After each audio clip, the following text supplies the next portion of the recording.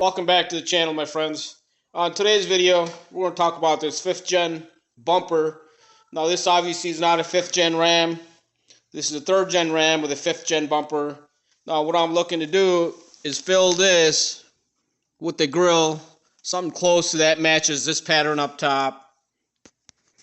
So what I have here is just the thing. Now these, obviously quite a few different companies make them. This is something by a company called APS. This is well made, stainless steel, very easy to put on. So what you get in the package is this grill,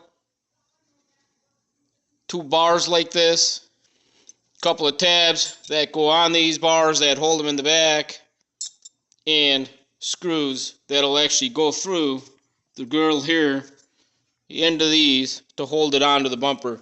So let's get this installed and see how it looks. Just like so. Well-fitting piece. Now, obviously on a 3rd gen, when you open up the hood, you can reach the back of it. Obviously that'll be different on a 5th gen.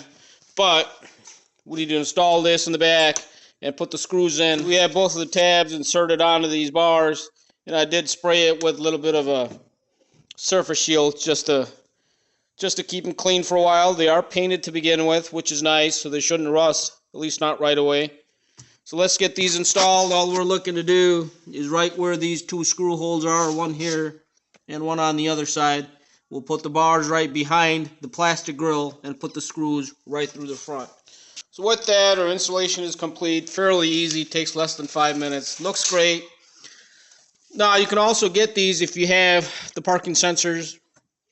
They'll be cut out for that. Obviously this bumper did not there at least.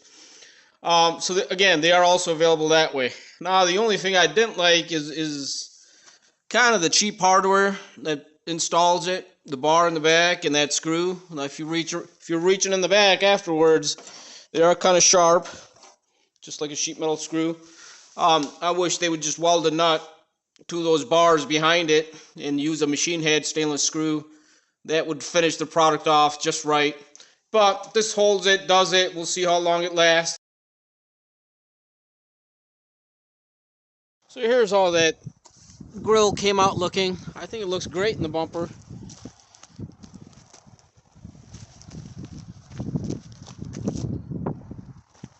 Certainly looks better than what it was originally.